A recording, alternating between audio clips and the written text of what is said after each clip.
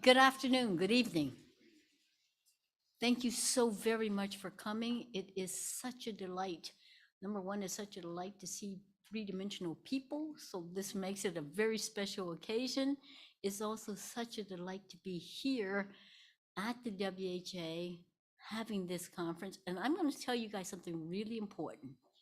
I need you to take out your phones or whatever you do to kind of be able to capture this, because this is going to be a moment in history. This is one of the most important events for the rare diseases community that is taking place. You are going to be not just a witness to, you are a participant in making history, because this is going to be our launch of the WHO RDI Collaborative Global Network of Centers of Excellence. And it is such a great opportunity for us to be able to work collaboratively in this environment. And I think 2 years from now, 3 years from now, 5 years from now, you're going to take out this picture and you're going to say, I was there. And as we look at the progress that's being made, you're going to say, and I saw the key people that were putting it together. And you've got some of those right here on this stage. So this is so important. So don't forget it, okay? This is really important. You are a participant, not just a witness, you're a participant in history. So thank you very much. My name is Durham Wong Rieger, and I am chair of Rare Diseases International, and absolutely a privilege to be able to be here and part of this.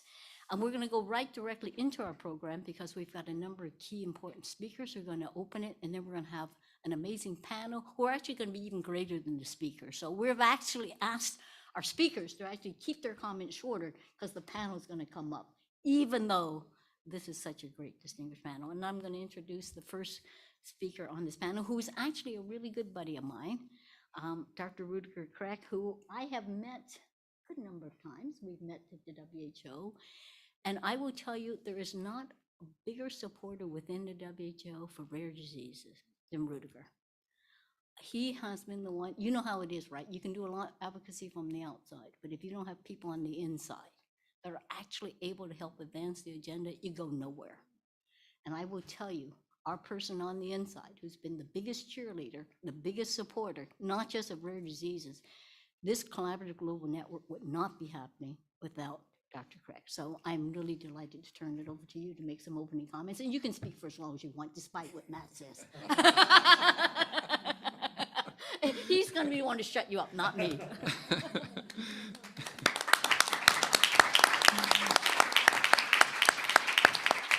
So thank you very much, Durhan, for this very, very kind introduction. And thank you, Matt, Jan, and everybody for inviting me here. Today is really a very historic day because I'm just coming from the election of the Director General of WHO.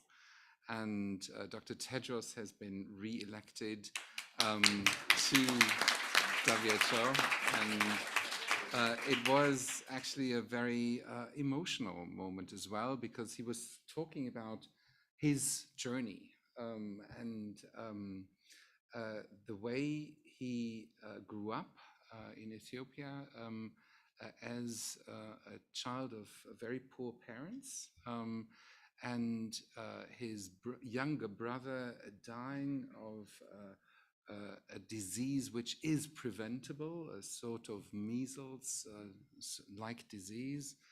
And he then just described the journey he made to come to WHO and how lucky he was despite this very harsh family history.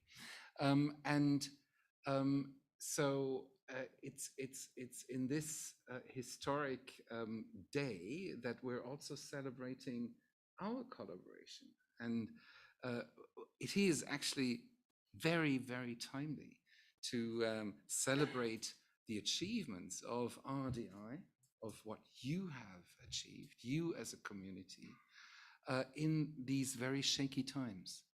Had we ever thought that we would undergo these many crises that we're in 10 years ago? I would have thought, well, the global diplomacy, the architecture that we have is strong enough to prevent a war in the midst of Europe, a pandemic where we were not able to contain it, and the many, many outbreaks that we in WHO see every year, 200 outbreaks that we're seeing every year, and this one we were not able to contain also because it was politicized. So there's many risks in the world, and in this shaky times with so many risks, there's health crises, there's an environmental crisis, there's a social crisis of hate and mistrust, misinformation. And within all this, people who suffer from rare diseases very often take the biggest burden. They get served least. Very often they don't get care at all. And this is unacceptable if we're talking about universal health coverage. Just because a disease is rare does not mean that you shouldn't be cared for. And if we're serious about universal health coverage, that everyone receives the care he or she needs, and the support to the families who care, if we're serious about this commitment, then we need to put rare diseases first.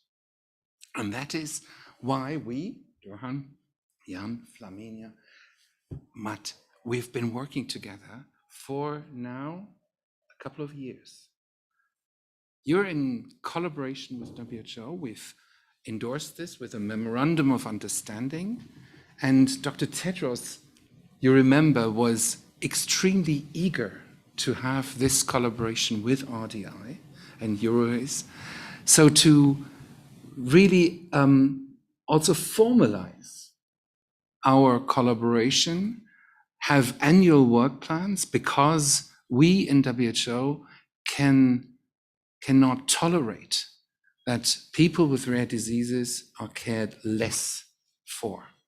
And that is why I think there's also a lot to celebrate today, not only because we as WHO are on your side, but also you have done so much work in the United Nations. So the resolution that passed a year ago is actually groundbreaking, because it also gives you all the rights to be listened to be visible, to actually implement and endorse the right to health. It's not charity that people are cared for and families are helped. No, it's the right. Health is a human right, and the health of people suffering from rare diseases, they also have this right. And that is what we want together to enforce, that you are not the bidder at the entrance of the door, but you're in the room, you're at the table when it comes to decisions in healthcare systems. So that is the first thing I wanted to say. The second thing I wanted to say is that when it comes to services, it's not just any services, but it is services about accessibility, acceptability, quality of health services for people with rare diseases. So it's all those dimensions that count. So when we are looking at universal health coverage, it's these dimensions that we're addressing. And that is something that we want to foster through this network. We want to make sure that people are diagnosed earlier, and that those medical professionals receive proper counseling, proper advice from those people who do this often, so that it's not my first case and I don't really know what to do with this disease, but that I have a network of experts that are supporting me when it comes then to the care and the identification of therapies and what needs to be done. And in order, therefore, to increase not only the accessibility, but also the quality of that care. Thirdly, I wanted to say that perhaps in this network, we want to look at pooling. So how do we pool certain disease areas so that we get the critical mass together?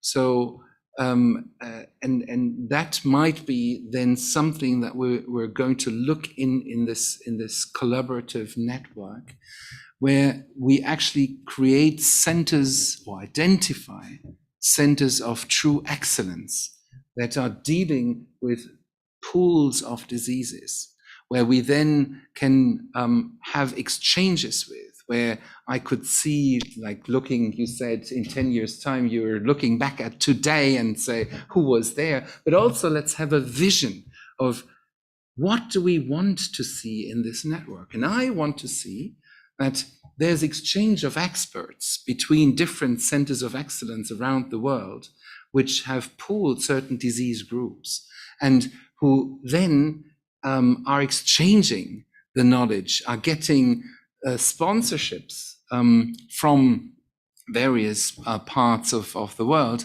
and who then, through this, accelerate the quality of the network. I would also hope to see that there's a use of innovative technologies. And that is, we've been on Teams for 2 years now. Teams only came in just before the COVID pandemic hit all of us, just a couple of months before.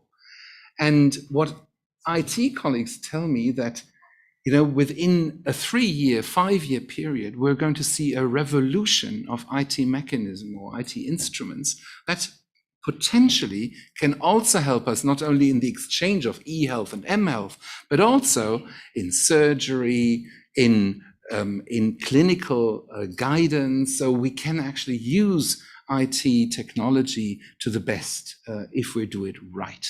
So these are just some thoughts I have for this network. I'm, as you can see, absolutely delighted that we will have this network, that we're identifying these centers of excellence who will work together.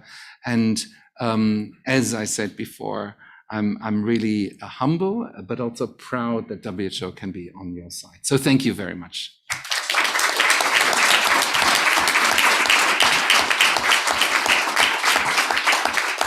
Thank you, Sun. Thank you so very, very much. Now you know why we love him. And he also is so brilliant in terms of not only providing the enthusiasm and the commitment and the context, but also very concrete, ideas in terms of what we need to be doing. So I think it's a huge opportunity, and we can't thank you enough for all of the work that you're doing, and for certainly the commitment of WHO to doing this. So this is great. And we're thrilled to have Dr. Tedros going to re-elect it. This is good. I remember, Jan, remember we had our first meeting with Dr. Tedros, not your first meeting, but my first meeting. Have this great meeting with Dr. Tedros and Dr. Kretsch there. We get done with it, and the only thing he says, well, we had a great meeting. He says to me at the end of it, he says, how do you get your hair like that? I thought, okay, that's cool. So beyond that, we really are delighted and really look forward to the ongoing engagement and the ongoing commitment, because it is truly a collaboration. And it's certainly something that we could not do at all in the way that we want to without the collaboration of WHO. So that's great. So now I'm going to turn over to Dr. Mary Wong, who's going to talk to us about another area in which we're collaborating with the WHO.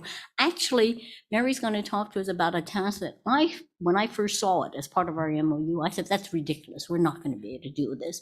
And that is actually coming up with what they have wisely gone from saying global definition of rare diseases to what is now called the operational description of rare diseases.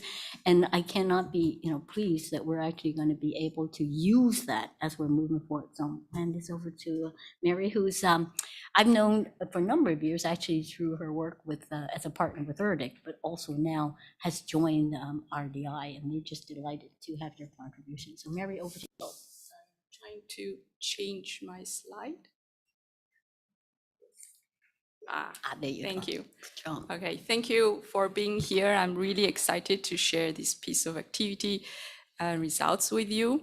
So why are we talking about operational description of rare diseases? Why was this part of the MOU? And it's so fundamental because when we talk to our community, the really first barrier that persons living with rare disease face is visibility. They tell us they need to be recognized, they need to be visible. And so the very first step towards strengthening healthcare systems is that recognition. And we need that global kind of common language and reference to be able to describe rare diseases, because right now there is none. There's no universally recognized definition of rare diseases. Here on this map, you can see countries where there is a definition based on prevalence or proportion of population, and you can see their gaps. And even if there is a definition in place, they vary. And so we here at RDI, with a group of experts, we came together and we said we need to have a common reference. We need to say what is a disease, what is a rare disease, and how do you describe it? What is involved? How do we recognize rare disease and persons living with a rare disease? So we, so I'll go back to that, a group of 18 experts coming from all 6 continents, and we really got to work and over several months and coming up with the operational description of rare diseases. So it has 2 parts, a core definition, which describes what is rare, what is disease, and then a descriptive framework with 3 elements to that to be able to interpret that core definition, the context, and what's the unmet need, why the rare disease community demands that attention.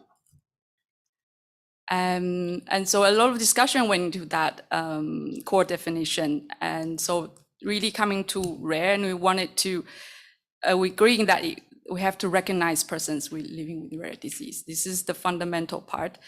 And persons living with rare disease face distinct and significant challenges that arise from the frequency of their medical conditions, so the rarity. Long diagnostic journey, inadequate clinical management, and limited access to effective treatments. The burden of rare disease on patients, their carers and families, healthcare system, and society overall merits greater visibility and recognition. And we also discussed a lot what is rare. And we agree it needs to be an epidemiological threshold. It's useful to have one. But we did also recognize variable geographies, different contexts, but we want to move towards a global recognition, a global common language. And on the side of disease, we aligned with the International Classification of Disease based on distinct clinical presentation, the phenotypes, irrespective of etiology and irrespective of clinical severity. And that came to this sentence. A rare disease is a medical condition with a specific pattern of clinical signs, symptoms, and findings that affect fewer than equal to 1 in 2,000 persons living in a WHO-defined region of the world. We wanted to recognize different subtypes of rare disease, as well as being inclusive of undetermined diseases, because some diseases are so rare, they do not yet have a name. And with the current capacity of diagnosis, we could not, they're yet undetermined diseases, and we want to recognize them too. And we wanted to recognize that there are different thresholds, epidemiological thresholds for these subtypes may be more suitable. And so rare diseases include rare genetic diseases, rare cancers, rare infectious diseases, rare poisonings, rare idiopathic diseases, and undetermined conditions. And most rare disease can be described by prevalence, but some rare disease can be better described by incidence. So this is really the fundamental core of rare disease where we're coming to. And so just to tell you more about the descriptive framework, so how do we use that? How do we operationalize that core definition? And so we wanted to highlight really the challenges coming from rarity. And the first part is that all the challenges they're facing indeed are coming from they're rare. So they need to be visible, to be recognized, so that we can start talking about them and coming up with solutions. They're facing challenges in getting the right care pathways, and they're having challenges because there are limited treatments, because there are very few being developed. Secondly, we wanted to highlight the burden of rare diseases. So the burden of rare diseases are on the patients themselves, on the family and caregivers, and impact on health and social care, as well as impact on society. So there's several layers of this. They need to be recognized as well. And finally, we want to have this operational description to be a catalyst for action. We need this common reference, and I wanted to echo words of Dr. Kresch on pooling. We need to have the same language to be able to pool those data, pool the expertise, to have interoperability, to be able to talk to each other. And so having this common reference will support capacity building and knowledge sharing. And with that, also strengthening the healthcare system to improve health outcomes for persons living with a rare disease, and also echoing the UN resolution to also confront challenges beyond health and be holistic. So I've been telling you how rare diseases are very rare. I wanted to remind you rare disease is many. Rare is many, because there are over 300 million people living with a rare disease around the globe. So estimated 3 to 7% of population have rare disease. So altogether there are many. So rare is many. Thank you very much.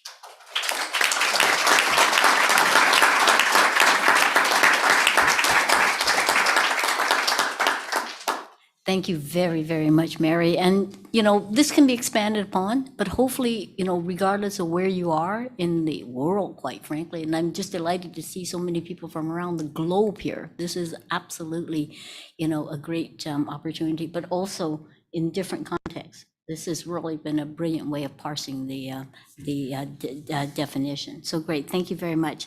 Now I'm going to turn it over to Flaminia Macchia, who is the Executive Director of RDI. Flaminia has been with us, I think, a couple of years now, exactly, and is going to expand a bit more in terms of our work, in terms of collaboration with WHO, but also on the global network. 5 proposals on global networking to strengthen health systems for persons living with rare diseases. And really, I think this is something that's going to be kind of the core of what else we're going to be talking about. So over to you, Flaminia. Thank you, Doreen. So as we just heard from Mary, there are specificities, there are specific challenges linked with rarity and linked with complexity. And these challenges, they have a strong impact on the estimated 300 million persons living with a rare disease worldwide, but also, as you said, on their families. So RDI, being the global alliance of this population of persons living with the rare disease and their families, we always start our reflections with their needs. Obviously, these needs would be best addressed as close as possible to home. So ideally, knowledge, accurate diagnosis, clinical expertise, high quality medical and social care would be accessible nearby. But we all know that this is not the case, so why not? What is the problem? Well, a big part of the problem, as we just heard also from Dr. Kresch, is that there is no critical mass of patients in each country. to develop enough understanding of each of the 6,000 rare diseases to be able to diagnose and organize care for persons living with the rare disease. This is even more crucial in smaller countries, in rural areas, and in lower income countries where resources to build expertise and organize care are particularly scarce. So this is why, and this was really the starting point of the discussion with the WHO, this is why we need a global framework to facilitate access to expertise and diagnosis from anywhere in the world and truly leave no one behind. So all of this underlines the need to strengthen healthcare systems and collaborate at national, regional, and at global levels. So this need to strengthen healthcare systems for rare diseases to advance universal health coverage has been recognized at global level by two key documents, which are the UN Political Declaration on WHC, where there is a specific mention of rare diseases, and since last December, also by the UN resolution on addressing the challenges of persons living with the rare disease and their families. So what we need now, that we have two key documents, is a specific commitment on universal health coverage for rare diseases that recognizes that health coverage is not universal unless and until the needs of persons with rare diseases have been addressed. This is the context in which, together with a panel of experts, 250 experts, RDI has been leading and coordinating a reflection process on the creation of a global network of networks made of experts, of clinics, of expert centers who would collaborate together to gather the knowledge that is existing globally and to develop additional expertise and capacities locally, so to promote quality care, including diagnoses, including therapies and medicines and essential medicines and diagnostic for rare diseases. So this is an ongoing reflection. Within this panel of experts, with 40 experts, we created a working group on strengthening national healthcare systems, and we developed some proposals.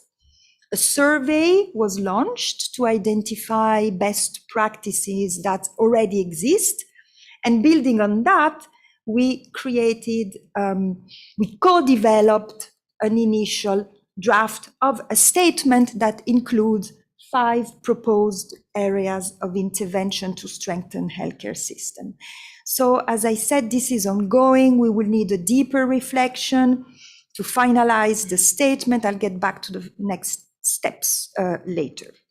So these are the 5 proposed areas of intervention as part of this initial statement on strengthening healthcare systems. So, and I'll go into more details in the next slide, but the first one is obviously raising awareness for rare diseases. This is also part of the work that Mary is leading on this operational description. What are we talking about? The second one is to encourage the development of national measures, so developing national plans and strategies. There is the creation of these networks that will connect at a global level, supporting multidisciplinary care, because whoever knows rare diseases know that we need a multidisciplinary approach to rare diseases. And last, the investment and support that needs to make the whole framework sustainable. So, into raising awareness for rare diseases. So for each of these key areas of intervention, we have also developed supportive actions. So just briefly, in raising awareness, we believe it's important, this panel of experts, we believe it's important to develop an education strategy and develop partnerships, also with media, with international organizations, so to position rare diseases as a national policy priority. To develop national plans and strategies, there is obviously the adoption of a common a description for rare diseases, especially in countries where there is no definition. So it is useful, it could be useful to establish a national working group, a national committee with different stakeholders to identify the needs and the emerging strategies. There is also, was mentioned also the need for disaggregated data on rare diseases, because all of this will support the development and the implementation of a national strategy. And all of this is recognized within the UN resolution. In the part about the creation of networks, which is also encouraged within the UN resolution, we need to identify the individual doctors, the individual experts, clinics, expert centers, and connect them using digital technology and develop a referral system within these networks. In the part about supporting multidisciplinary care, and this is also within the UN resolution, there is the promotion of integrated care and the establishment of multidisciplinary teams and promote clinical guidelines. Support the sustainability of expert centers. The support, obviously, we all think about first the financial support, but support can also be administrative, political support, technical support. So all of this is the first of several steps. So I shared with you these initial 5 proposals to strengthen healthcare systems for rare diseases, but we will continue and we will deepen the reflection to make sure that what is being developed is relevant everywhere. We will organize other workshops. We will share the initiatives that will further be identified. And yes, so what we are going to do is that we're going to write what can be like the final statement, and based on that we will develop some tools to make sure that the community is empowered, the community at large, so that the implementation of those proposed actions will be ensured, will be supported. So like we're gonna do like this toolkit that we will hear more about. So these templates that we normally develop as the global organization, they obviously need to be adjusted to different national contexts. And we plan to open like a learning program that can be accessible so that all of this information is put in a format, in a shape that is digestible, that it's usable, and that will really, really empower the community to use. So thank you very much for your attention. We are very hopeful, as all of this is actually happening. This dynamic has started. So it's now that we need to strengthen healthcare system and support universal health coverage for rare diseases. Thank you.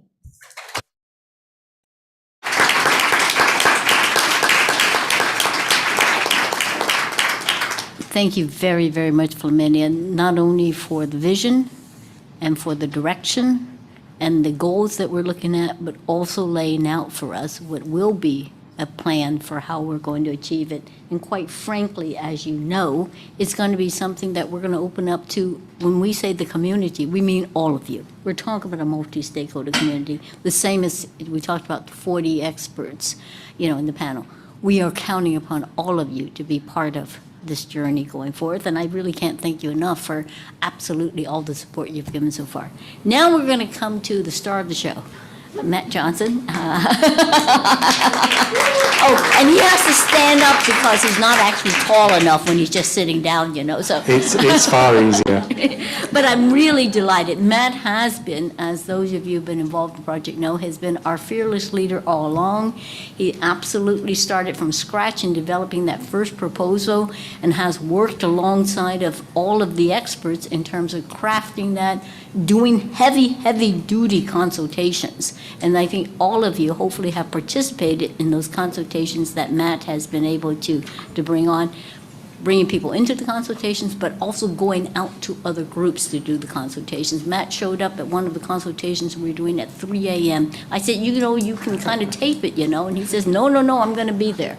So, and then of course he invited me to something, so then I had to reciprocate and do something at 3 a.m. for him.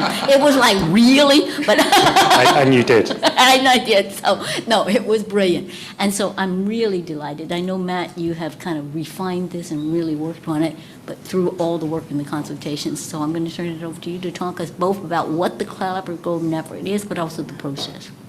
Thanks, Durhan. So it's a real pleasure to be here, and as Durhan said, this is a moment in our journey that we'll look back on and remember, a milestone in our community's history. So I just wanted to first of all start off by explaining that clinical networks for rare diseases aren't a nice thing to have, a luxury, but they're a basic, essential, a must-have for our community in order to get the care they need. They're born out of necessity because the complexity of disease requires the knowledge not just from our experts, who are all brilliant individually, but they require to draw on more of a network of experts' knowledge, the global knowledge. So individually, many of the experts are here and many are online. Individually, our experts are brilliant, but together they know more. And that's a simple truth. And with more experience, we get better outcomes. What we're seeing is that our community of experts over time have been developing more their personal relationships and drawing on those networks of their friends and colleagues in other countries. These personal networks have started to formalize into clinical networks which are complementing our healthcare systems. And now, a few years on, this model's maturing and we've got proof of concept. And that's given confidence for the political commitment of developing networks to be cemented into the new resolution which we have and the political declaration for UHC. So that's wonderful news. We're seeing a warming up globally of networking for rare diseases. We just need to connect it globally, have a unifier to get the interconnectivity between countries and regions, because for some ultra rare diseases, the global knowledge can be on the other side of the earth. We've been working with the panel of experts, many online today, and we're very grateful for the support, and some here in person. It's a real privilege to collaborate with all these experts from around the world, clinicians, but experts from lived experience, and see and try and map the needs which we're trying to address, but also to co-design a solution which can connect each of these diverse landscapes, healthcare landscapes around the world, not putting artificial barriers in place because of structure. We have cemented the work which we've done with the panel of experts into 3 documents: a population needs assessment, which looks at a regional level and a global level, a concept model, which I'll present a bit of in a minute, and an operational framework, which strives to say, we can do this. This is feasible. Let's do this in a stepwise approach and let's progress. I have to acknowledge, and I know Durhan did, the wonderful support from the WHO, the leadership and guidance, which really, without it, I think, you know, you need a friend like that, and we're very lucky. So thank you for Rudiger and the WHO support, but thank you to all the panel who've been supporting us over the last couple of years. So if we can just imagine a world where a person living with a rare disease, no matter where they live, can access the expert they need who can give the advice for a timely diagnosis, to access quality care through a network of networks, centres in Cairo connecting across North Africa, connecting with in the European region, with Southeast Asia. We want to build this network from a global perspective, as Rudiger highlighted. It's about pooling expertise, accessing that specialist advice from those experts, because together they know more. They might have seen that rare presentation which their colleagues haven't seen, and really build the global knowledge and build a learning system. We want to leverage the technology advancements, and we want to inform public health policy globally. But working together to inform that, we can use the regional and national structures to implement. So we want to set up the global network. We're envisaging something called regional and global hubs. We still need to do a deeper reflection on what they look like, how centres within each country can come together and connect. But the regional hubs, what we're looking at are virtual networks of patient organisations and clinicians working in partnership, based on shared experience, shared culture, and coming together and having a shared vision. We want to support. Many of the communities have a desire to collaborate, but they need the technical support and digital capacities to do that. So we want to be able to provide that. We want to draw on what we already know. And after a couple of years of the recent pandemic, you know, we've all become a bit more digitally savvy. We want to have national centres connecting in national networks and having a coordinating hub, which that national system can connect with their clinicians locally, primary care services in many cases, because you know that is the common denominator in most countries, but be able to be like a knowledge adapter to plug in to the global knowledge, draw on that, and strengthen the healthcare systems locally.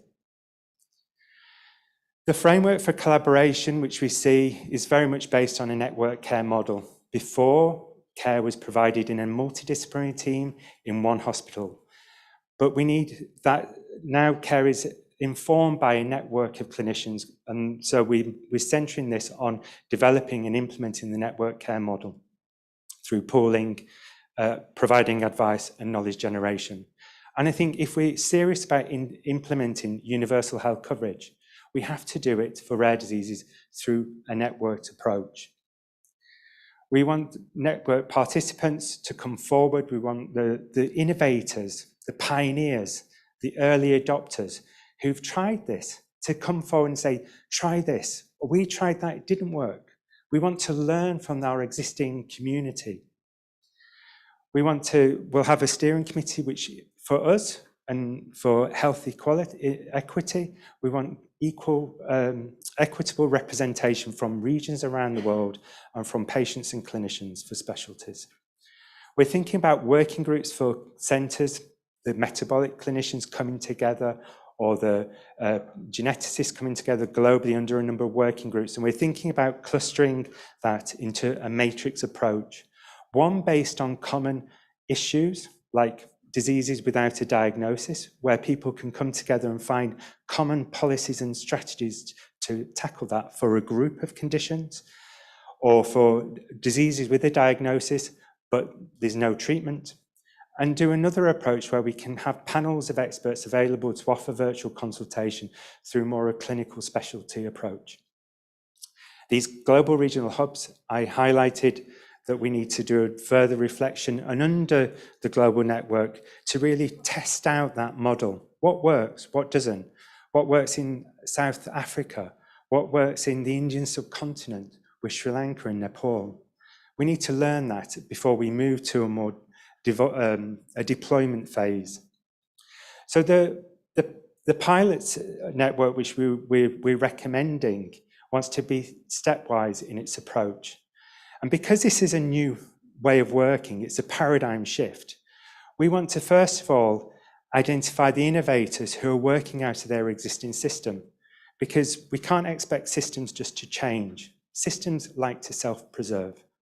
So we need to identify these innovators. Some are here today, some are online.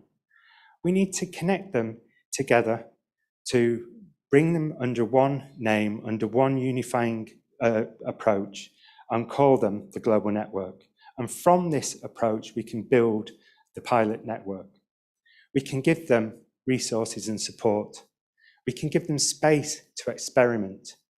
We can recognize what works, what doesn't, and illuminate and share with the existing system and say, hey guys, this is working, come over. And we move to a transition, we do a deployment phase where we see the build-up of this model of global and regional hubs appearing around the world. We're not going to do that tomorrow, it will take time, but we want to do it in a stepwise approach. The resource and sustainability of the network, which everyone's interested in, needs to have a balanced funding model where we recognize voluntary contributions of the network participants, because anything global in terms of policy needs to be voluntary, but also maybe set up a global fund and explore what a global fund for rare diseases could look like, explore future partnerships with other agencies around. We have still lots of outstanding questions. We haven't got all the answers. We need to look at how virtual consultation should work, whether it can only be within a region or whether it can be between regions. We need to see what the technical capacities of a platform should be and how will we fund that and sustain it. We need to also see what capacities are needed for our community to take part in these pilots and maintain engagement and maintain this network to be rooted in the needs of the community. We also need to talk about data. We've got our colleagues from Orphanet here, so we love the data, but we need to know how to share it, how to store it, how to protect it, how to use it. And also what existing partners which we should be engaging with, Orphanet, RDI, our global landscape in rare diseases has been maturing over the last 10 years. And this network is a central piece in that new architecture. So we've got a working timeline. We've done initiation of the program. We're looking towards doing a pilot in the future. And then we look to deployment. We want to have the network mobilized with a good representation in time for 2030 to meet the Sustainable Development Goals. Thank you.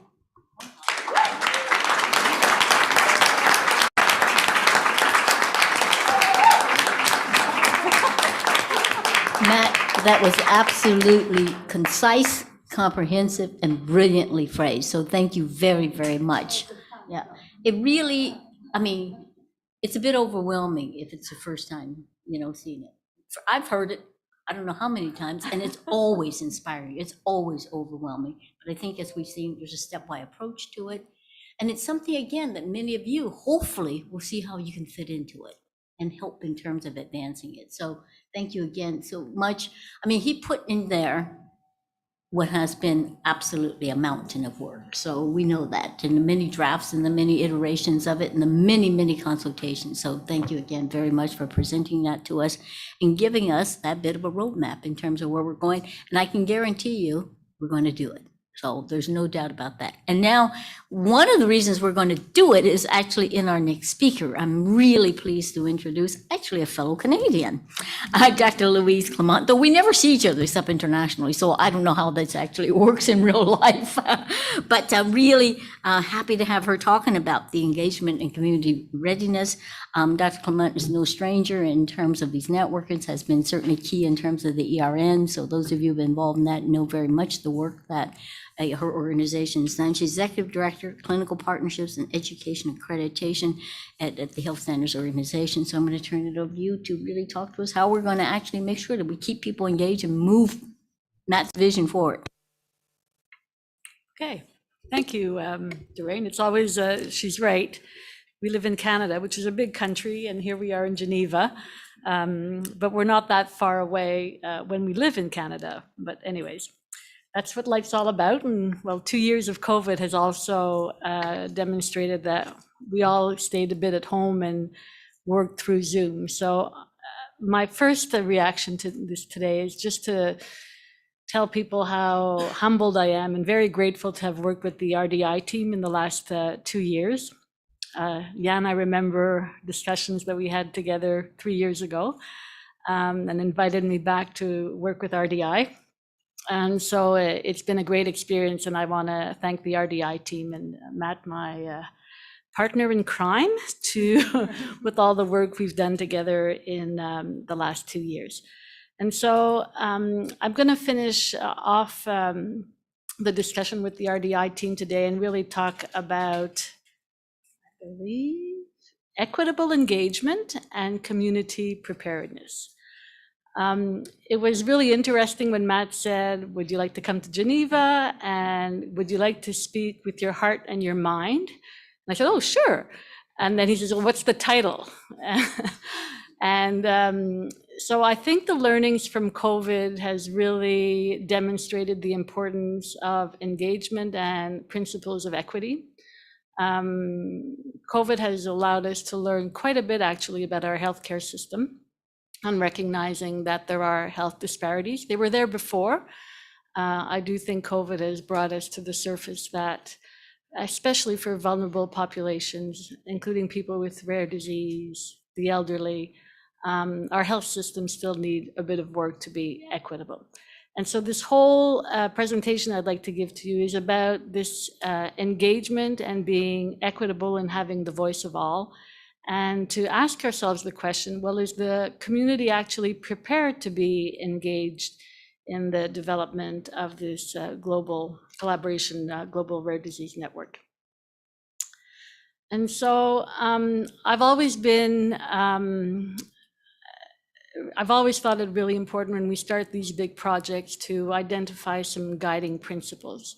And as we were discussing with the panel of experts and our brainstorming sessions, we said, this is all about shared experiences and a shared culture. And so we said, why don't we write some guiding principles to guide us? They're always easy to come back to when we're going off track. And so these are the guiding principles that we have identified, and we come back to them regularly, whether after workshops, before workshops, and we start to doing, like Doreen says, draft 1, draft 2, draft 3. We come back to these guiding principles because we think they're important to guide our work. As I mentioned, health equity is definitely top on our list. And it's really important that when we're having those discussions, we recognize that disparities do exist, and we open our minds and be aware of those disparities and try to bring in equity, diversity, and inclusiveness in everything we do. From my clinical background, I come from, I guess, when I was trained a long time ago, as you can see with the gray hair. That's COVID news, by the way. When people-centered care, to me, became extremely important in the last 15 years of the work I've been doing. I was trained as a physician, and I was trained to be, you're going to tell the patient what to do. It doesn't work that way. And we really have to bring in this importance of people-centered care and really understanding needs, having conversations with and not for.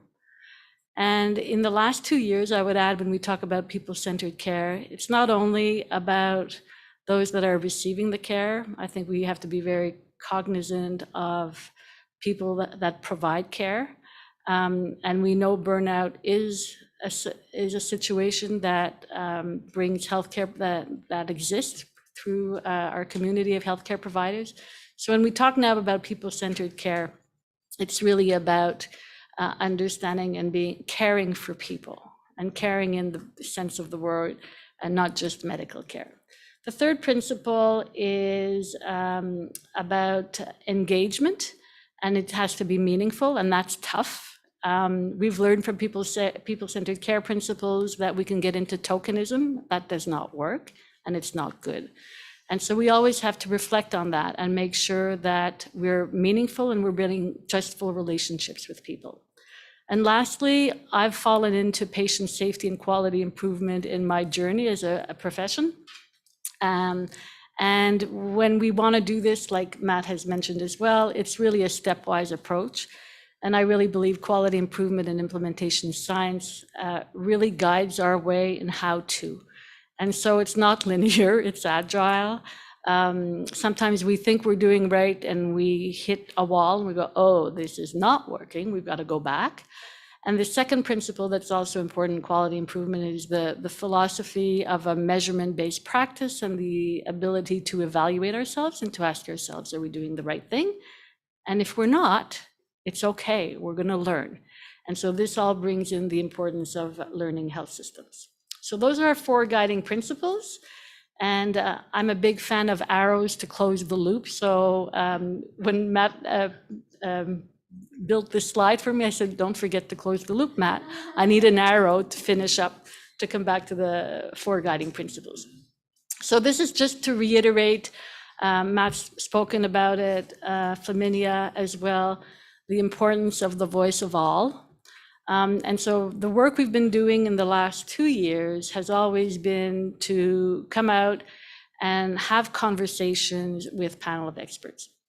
And so we've been working on some global workshops. There's been 4 rounds of global workshops related to providing what could this model look like, this collaborative network. And then we went into rounds of more regional workshops. And the reason we did that was we heard from people that it would be easier to have conversations with similar supporting language, so in people's language, and reflecting their culture and their ways of doing in the different parts of the world. And so, like Doreen said, that involved a couple of meetings that we had to have in the middle of the night, depending on where we were. It's funny though, I'm looking at the gang from Australia and it always seemed to be like, okay for you guys.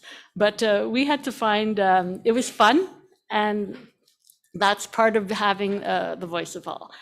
And so I'll present to you what we called our consultation workbook. And the reason we built this was to really create a safe environment for all to have those conversations. It's about dialogue. It's about being able to speak our minds, and whatever people say, there's no right and there's no wrong. And so we created a consultation workbook based on a readiness assessment tool that we built to be able to bring this collective impact and bring these learnings from all of us. And so the consultation workbook is based on what we call the readiness appraisal tool. Very simple. We had to keep it simple. We had to use common language, and it's built really on 5 domains. It looks at equity engagement, universal health coverage, data collection, sustainability, and quality improvement. These are all words we've heard as well from the other panels earlier. And the idea was to create 5 general questions to be able to start that conversation. And we built a few learning resources with it. And so through that, we built what we called our consultation workbook and the discussion guide, because a lot of this is very important. It's about the facilitation of how you do this type of work. So we had to do it. We did 6 workshops, I believe, Flaminia, 6 or 7. And we tried it. We trialed it. It was testing. We were very surprised it actually worked. Whether we had 7 people on the call, whether we had 30 people on the call, it actually did create a means of starting a conversation, which isn't always very easy to do, and really getting some very important reflections from the people. And so these are what we heard. The key message is to value all ways. And we've heard this actually quite a bit in the last, today in these presentations, the word all, A-L-L, it's such a simple word, but it means so much because it's really about talking with everyone and valuing all ways. And so the four things we heard was the importance of the community. And the community is not just the people living with rare disease, but the community where they live. And so we have to broaden this perspective of what is defined by a community. As well, we heard very often that even in countries, Canada is one of the issues as well, and Doreen can talk to that as well, but even in smaller countries, the idea of accessibility if you live in an urban area and accessibility to care if you're in a rural area, it's very different. And so it is unequal. And the other thing we heard very much, and this was a true learning for me, is community leaders are extremely important and they need to be considered champions in how we bring the community engaged in this conversation. The second thing we learned was about stigma, and actually a bit more than stigma, but stigma is a reality related to persons living with rare disease.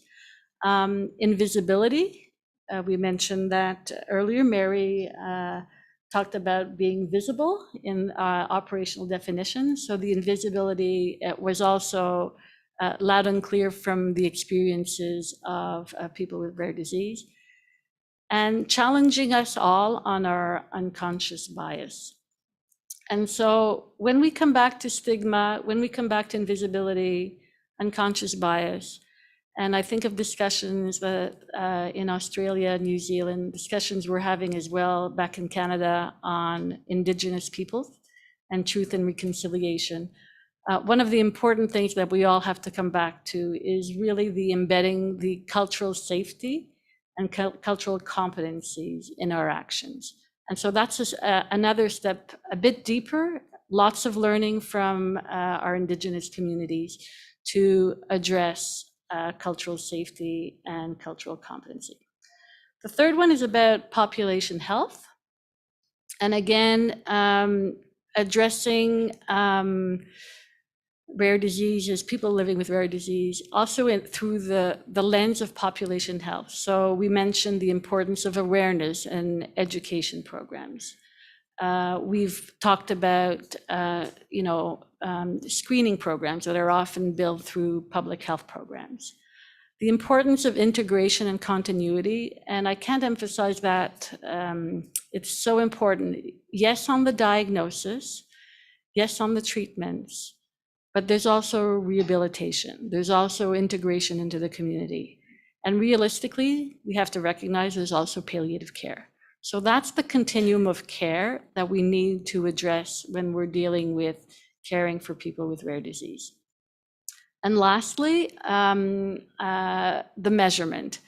I'm a huge fan of measurement. I'm a huge fan of what we call PREMs and PROMs, which are patient-reported experience measures, patient-reported outcome measures. This is new. It's been around for maybe 5 or 10 years. It's very complicated because it's going to be a shift in how we measure and what we measure. But the measurement-based practices are extremely important.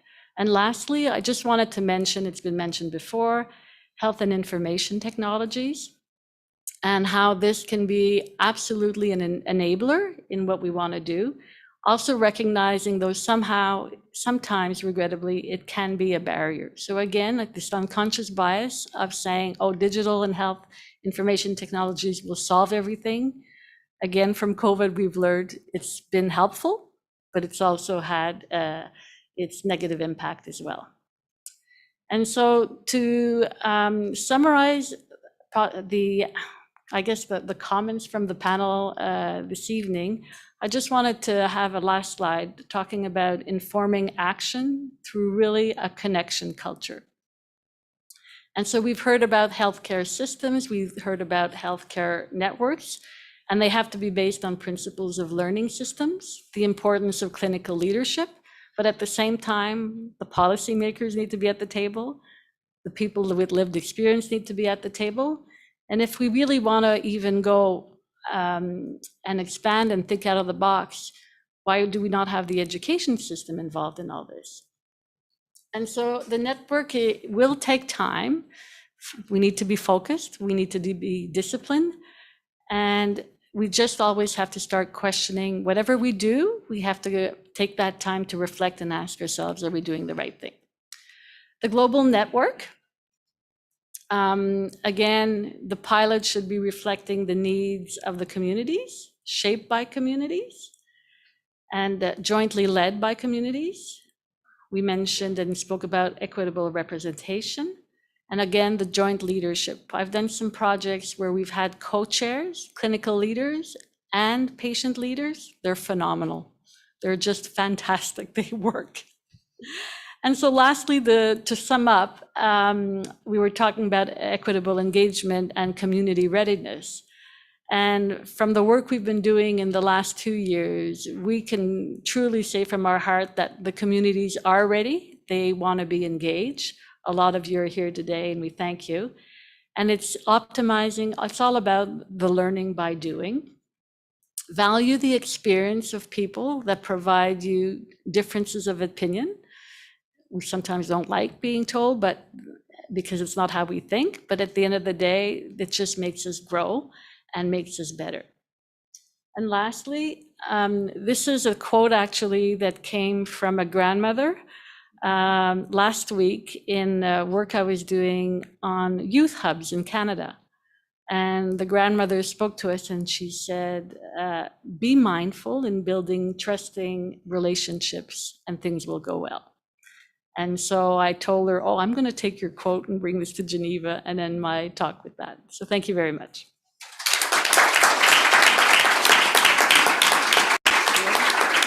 Thank you very much. Thank you very much. So we've had some really, talk about mindful presentations here. I think before we switch into our next panel of experts, I think you had a question that came through the chat line that you wanted to raise. Yes, so there is a question that came through the chat specifically to Mary.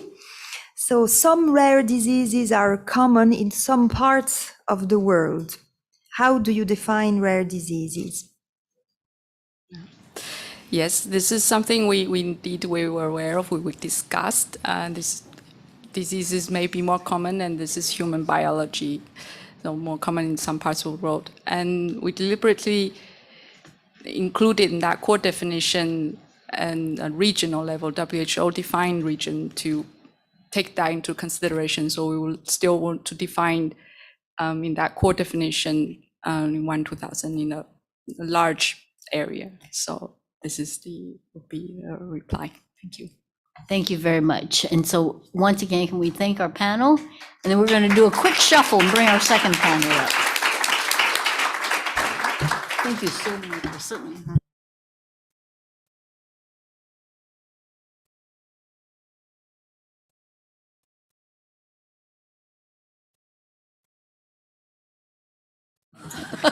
Come up, come up.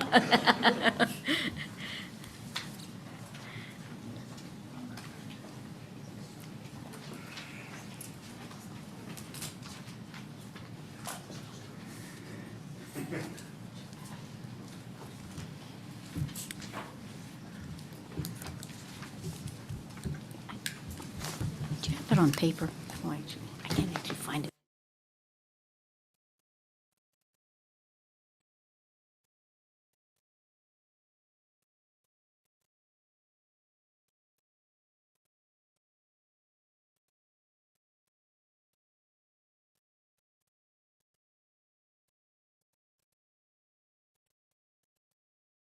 Okay, now we're going to come into our second panel. Just really, really delighted to have in person 5 of the participants, and then we've got one other that's going to be there from a remote. So yeah, we're okay. Really happy to, I think, build on what you've heard as the presentation, but I think this panel is going to give you kind of the proof of the pudding. You know, is this going to work? Is it of value? Is it actually going to be doable? And what are some of the possible kinds of challenges and how we're going to be dealing with. So this is the panel that's actually, I think, as Louise saying, those communities that are actually coming together to do this. Just very quickly, I'll just introduce the panel, and then we're going to actually make some opening remarks. So we have on the end there, Per Jorgensen, who is here from the hospital system in Denmark. We've got Gareth Bainham, who I think was mentioned previously a little bit, but really delighted to have him here from Australia and wide awake, I think, at this time. I'm not sure why. We also have Dr. Carmencita Padilla, who's here from the Philippines and one of the most I think, engaged physicians in the Southeast Asian region. We've got next to her Mr. Salman Saif, who is going to be providing somewhat of a patient perspective, but also a real innovative way in which we're connecting.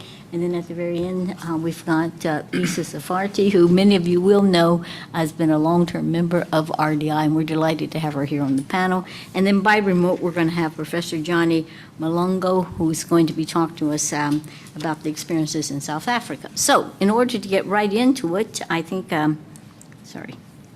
we're going to hear from the perspectives of the different panelists. I'm going to actually start with, I think, with you, Salman. I think you're up first, right?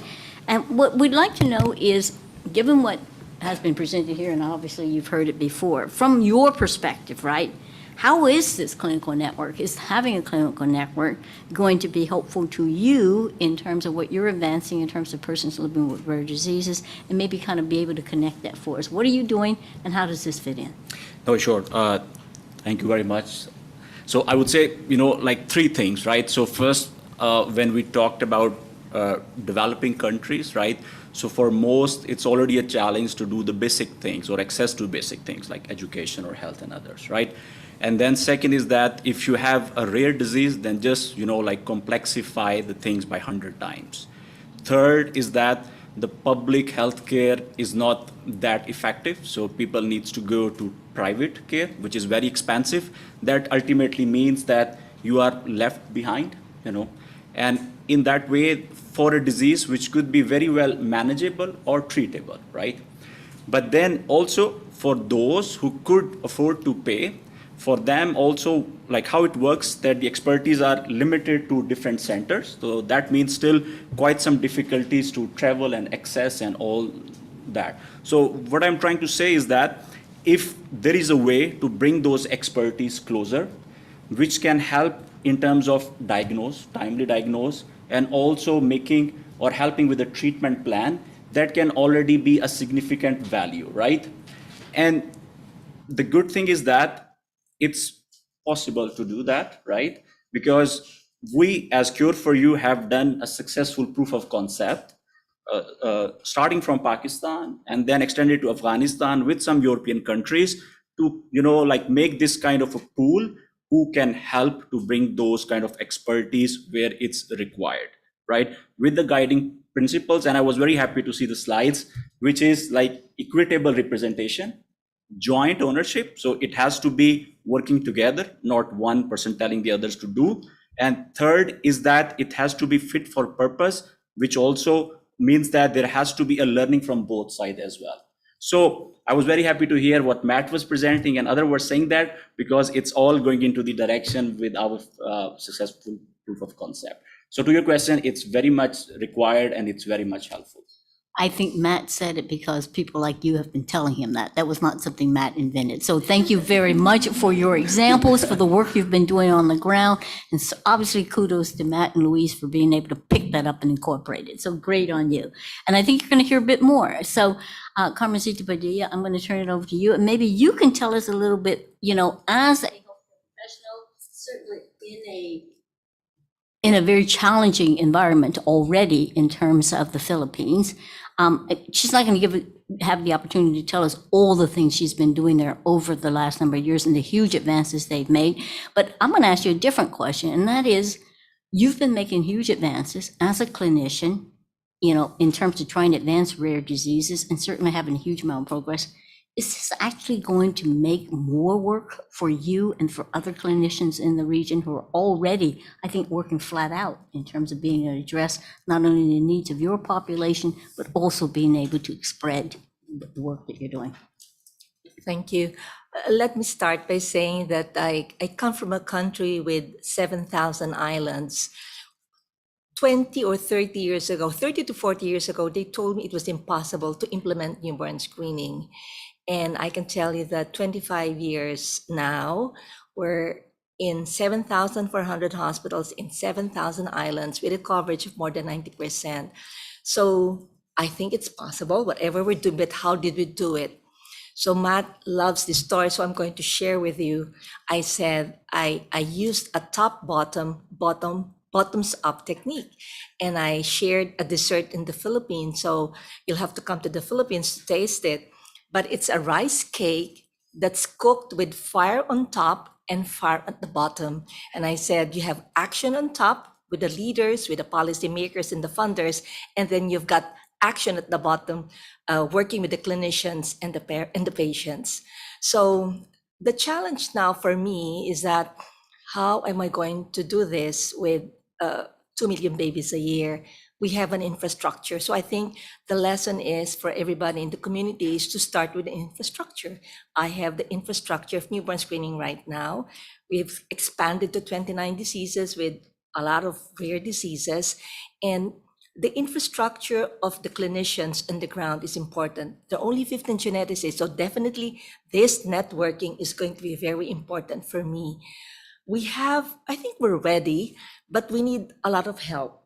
And a push from the global community will even make it easier for us. I work with government, but it's not enough. So if I have this community of clinicians, then it's going to work. So nothing is impossible. I think it is very possible. You are the living proof of nothing is impossible. And at some point, you need to have Dr. Padilla tell you some of her experiences of actually doing newborn screening with 7,000 islands, especially in the middle of a typhoon. So you want to hear about spectacular nothing is impossible. And now for another view in terms of nothing's impossible, because it is quite incredible. I'm going to ask Per Jorgensen to talk about your experience in working with the European reference networks and certainly your hospital, the commitment of your hospital. But given what you're already doing, why do you feel that you need to be part of this global network? What can you lend to it? And maybe what can you get back from it? I come from a little country with only a population of 6 million people and a public healthcare sector. The National Board of Health has located 2 different centers for rare diseases in Denmark, and one of the centers is located in the hospital where I work. And it gives us a certain responsibility. We've been very pleased by the ERNs, or European Reference Networks, because we believe that that's the important part. They're good for the patients. They're good for our patients because even though we are used to handle rare patients, we of course also have problems with the very rare patients. And it's very helpful to have access to experts all over Denmark in that regard. And we're also pleased to be able sometimes to help the other European countries when they have very rare patients. I think it's very important for the hospital to be part of this because it gives us an access to an international network of European experts at least, and it gives us opportunities to be on our toes and also to have new research possibilities. That's important for us also in relation to rare diseases. And this formal network, which the European reference networks are, have one big advantage from my point of view, and that is that they have created a system, a virtual system, where we're able to discuss specific patients across borders within the EU. And that's very, very helpful. And I think it is actually very important. In relation to the global network, I think that our hospital might be a sand grain, and the ERNs or the ERN system might be a kind of hub in a national global network. And I think it's true what is said, to pool knowledge is very, very important, and we are very eager to participate. Thank you. Thank you very much. And what Perry did not say is that out of the 24 European reference networks, their hospital hosts 22 of those. So that's an incredible tour de force. So we're really proud. And now I'm going to turn it over to Gareth, who's going to talk to us about the experiences from down under. And really, I think one of the things, we want you to comment on is this operational description. I know you were part of that working group, and how does that work for you there, but also a little bit about how you're actually going about now in terms of the core of centers of excellence, because you're already doing some of that in Australia. Thanks, Dane. I think it was possibly Matt that said this is not a nice to have, this is a must have. And we already have. And what I mean we already have is we already have so many people and their families living with rare diseases. We already have an enormous health and social burden and responsibility. We know, at least in developing countries, that rare diseases are the single biggest health system cost. So we already have this great challenge.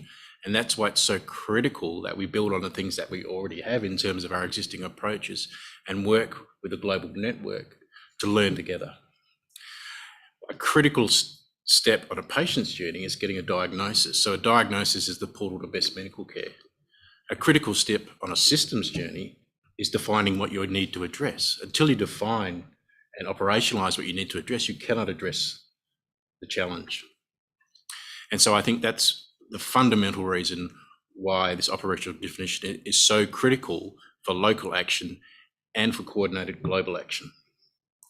In terms of opportunities to learn and lessons to learn from, I think what we're seeing, and certainly what we've experienced locally, is that solutions from more isolated, potentially less resourced countries or regions, and I think even within high-income countries like our own, we can certainly see the great disparities between urban care and rural and remote care. We can see the great disparities between non-Indigenous care and Indigenous care.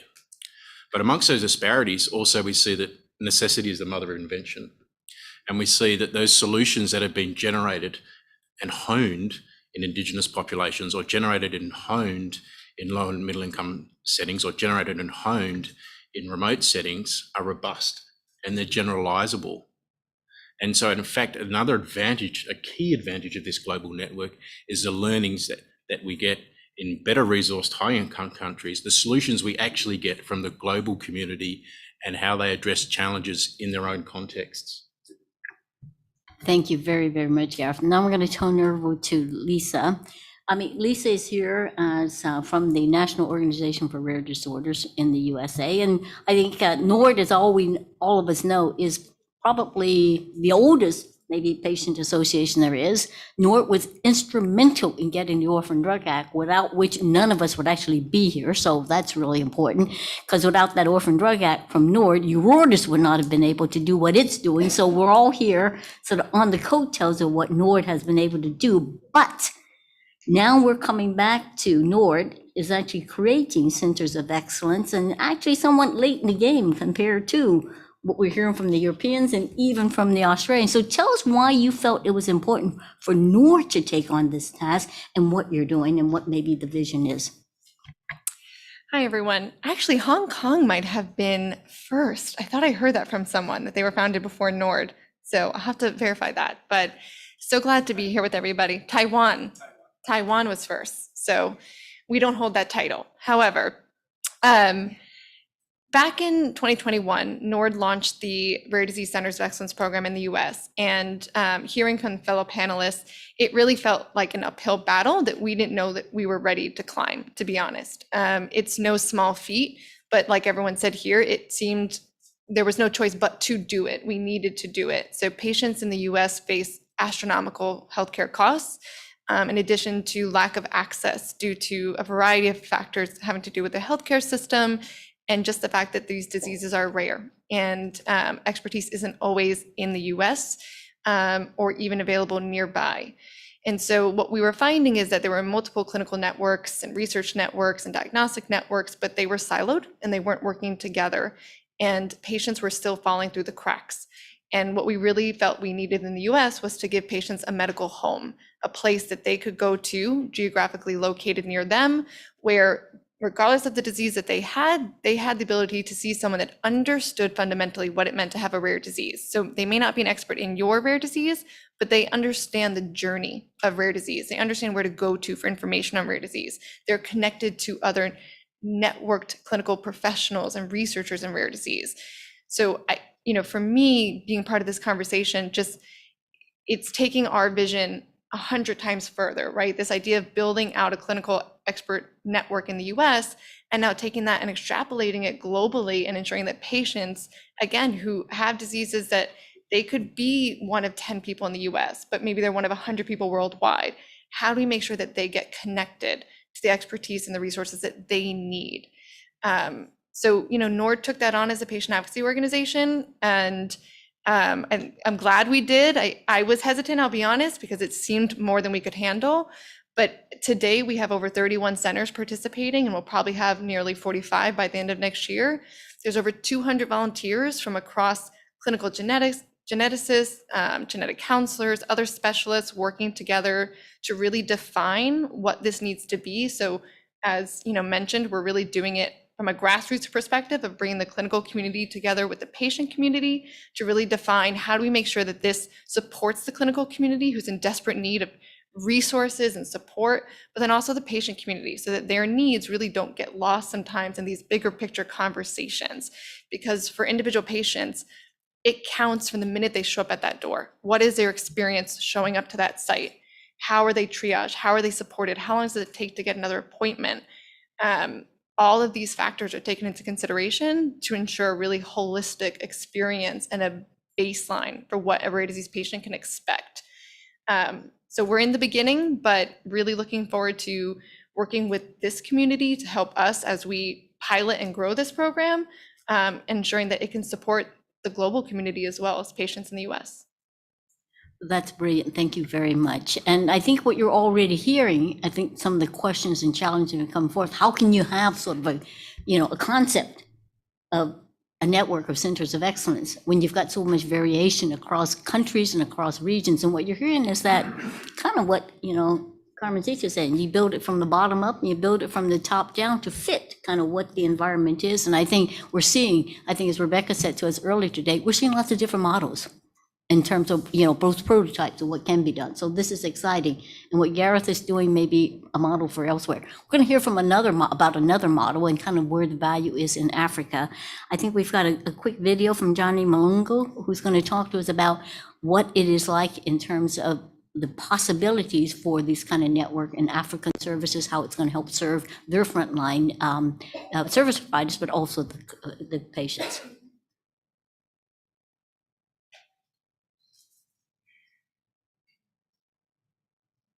What can we learn from collaborations in the African region?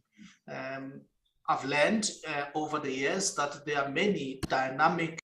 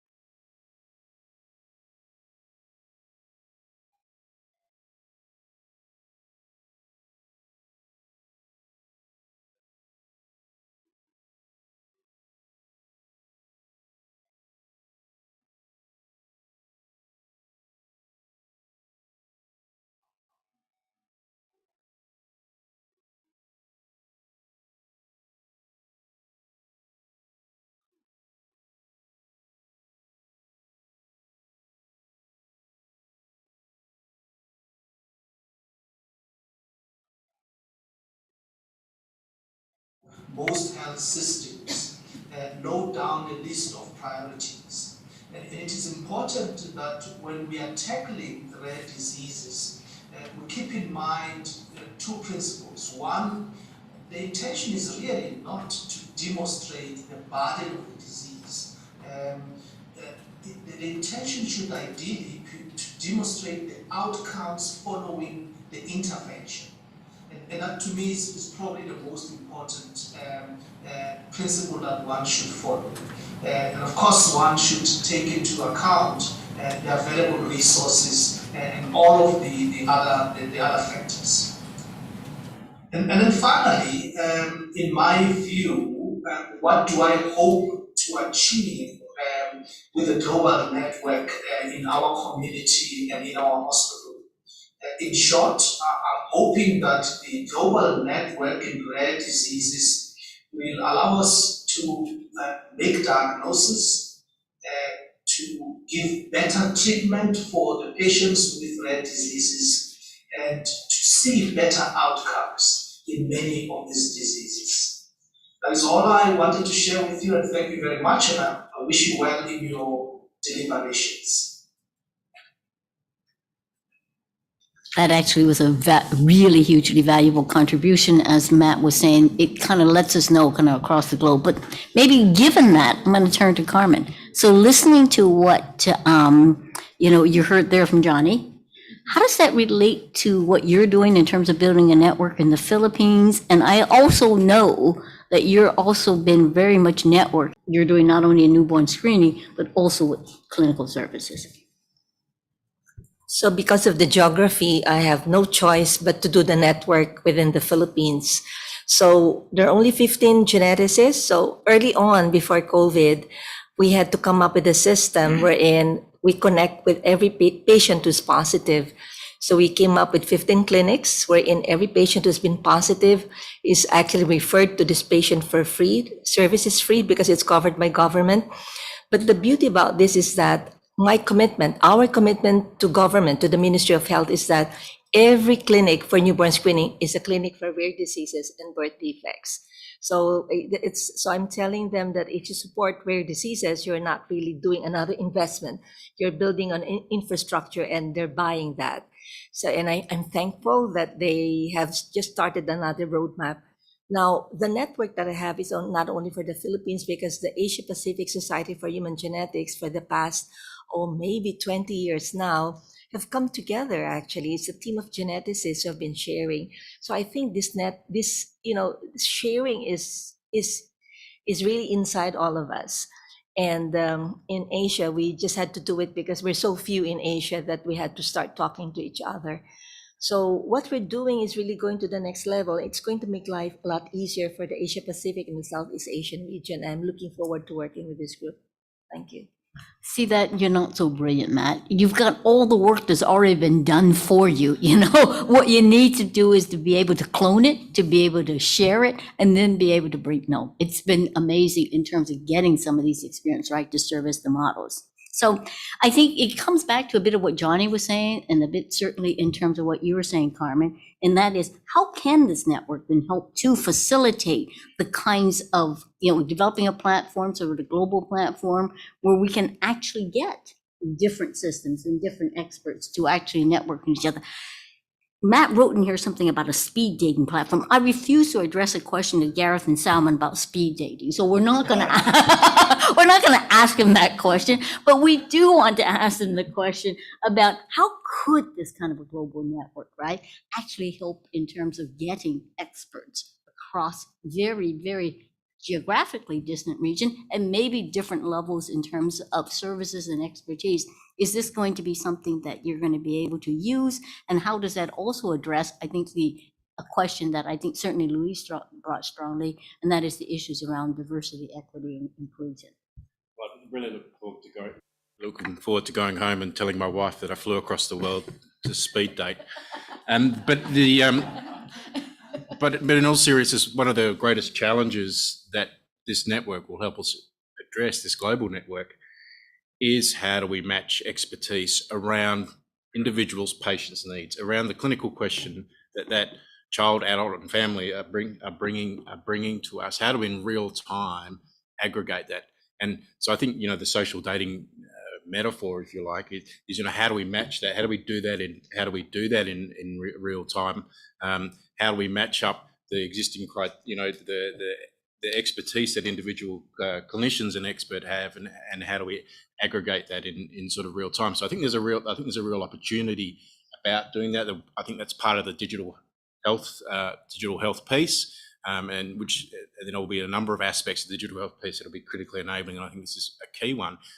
That same mechanism also facilitates a key community need. We're in the middle right now. We're implementing our comprehensive centre for rare care back home at our children's hospital.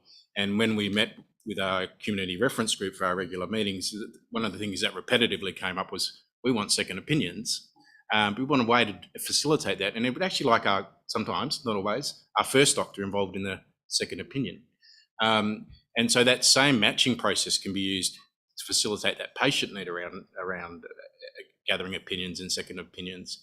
And it's a way to get scale, because one of the real challenges for clinicians seeing someone with rare disease is identifying who is the experts and who are the real experts. Because there's one thing to have 300 publications after your name, that might denote you as being the real expert, but there are other ways that denote you as being an expert in terms of the good quality clinical care you provide. So how do we create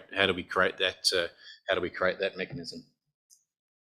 I think that's a really important point in terms of the clinical care, right? There's so many experts, and I think we heard that earlier today as well, is that let's not forget, there's not just the clinicians and not just the nurses, but there's other allied health professionals. They're all part of that comprehensive care team. And how do you actually make sure that you can bring them all in and maybe even share expertise around those other different levels in terms of, you and I talk a lot about mental health and social well-being there. Can I just add one thing? I think, and again, it's where a community is leading the way. And if I make a parallel with an Indigenous health initiative, so in our home state, the primary care for Aboriginal Australians is large part provided by Aboriginal healthcare organisations that provide the primary care. And so because of the needs of that community to access care wherever they live, they came up with a solution. They designed the solution, and it was a digital solution using geospatial technology and aggregating data across different health data sets to actually organise care closer to home. So we've seen again another domain in the Indigenous community or a high needs community living in a remote area have created a solution. It's a digital solution that unlocks a human network, and I think that what the global network will allow is the expansion of these and application of these sorts of mechanisms. And you certainly have been a pioneer in that area. I mean, what you've been able to do in terms of including those marginalized Indigenous and even the remote Indigenous community. I mean, I look at Jennifer here, a fellow Canadian as well, puts us to shame in terms of what we're doing in Canada. We have not done that same level, but this is an opportunity really to borrow from those models. So let me ask you, Salman, based on what you're hearing here, you've done an amazing job of bootstrapping operation in order to provide sort of an expert network, obviously out of your own need, but going way beyond that in terms of other families. But I also understand that you are doing work with beyond your own, disease area, looking at how you can actually expand that kind of expert networking. Is this something that you can see building into this kind of clinical global network? How would you take advantage of it? How might you actually inform it in terms of what else needs to be in place? And not from a structured a clinical environment, but one in which is very much grounded in persons and patients and also with the clinical experts. No, absolutely. So I think from the outcome perspective, so for me, there are, let's say, two dimensions. One is that you are actually solving a real case issue, but you are solving in a way that you are training other people so that in future they will solve themselves, right? Because then you have a multiplier and then you are able to, solve a bigger question in future. So absolutely, when I see that, this kind of this concept of global network, how this can help, and how, when I said that we did a proof of concept, and I want to kind of elaborate on that, it's that there has to be different dimension as well. Like, we don't need to look for a gold standard answer, but more like an operational answer or a fit for purpose, which by that mean is that the both communities in a way, or if you are having a regional networks or across regions, Europe and Asia, they need to work together. Experts needs to work together. There should not be a concept that the experts from Europe are going to tell you how to treat it. You will get a wrong answer, right? So you both need to find an answer which is fit for the purpose. And also the debate on that you were bringing, who is expert or not. Actually, we tried a different concept. We are asking young people, what do you think about that case as well? So that you have a senior expert known, but also the young person. And there is a very nice way of collaboration and then interaction, and then how you store all that for the future learning. That's ultimately like helping a lot. And then how you use the technology so that it doesn't stay in one country, even in one region, but across region. And to your point, to global network. So that will all feed into that. And I will just close. For me, the key word is integration. Things exist everywhere. It's how you connect them, but not to create, like the work with Eurogen, for example. So their platform, how we can use and then feed it for our purpose. So I think that's the key, how you integrate things together in the end. We're running out of time, and I realize I've not really left enough time for questions from the audience and others, but I do want to ask this question because I think it really speaks to a different level, and that's back to Per and Lisa.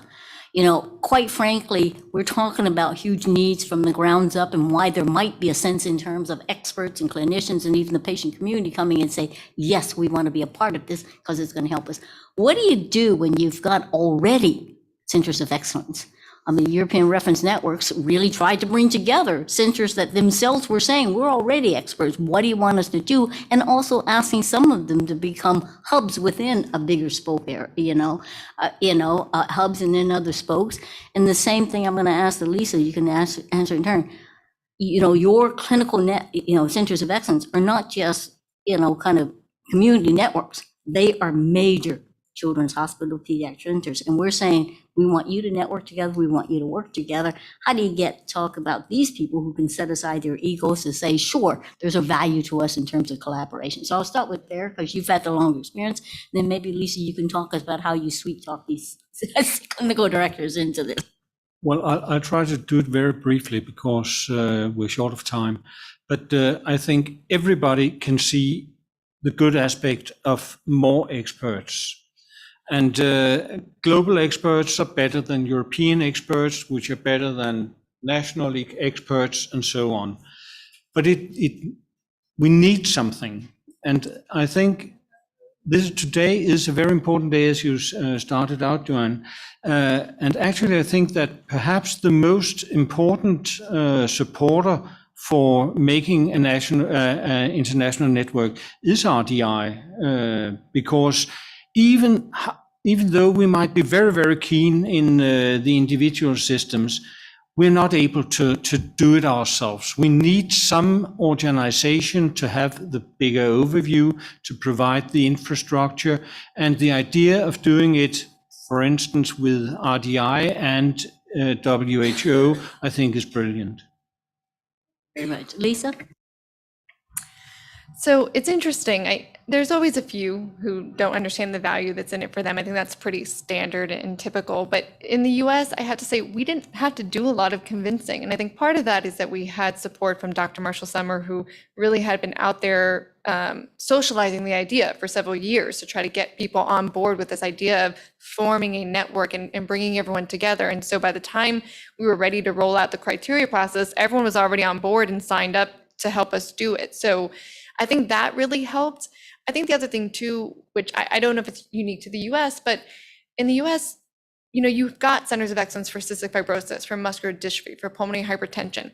And what we've seen is that, yes, an individual center can recognize themselves and say, we are a center of excellence for this disease. Does it count as much if the patient community doesn't also recognize them as a center of excellence?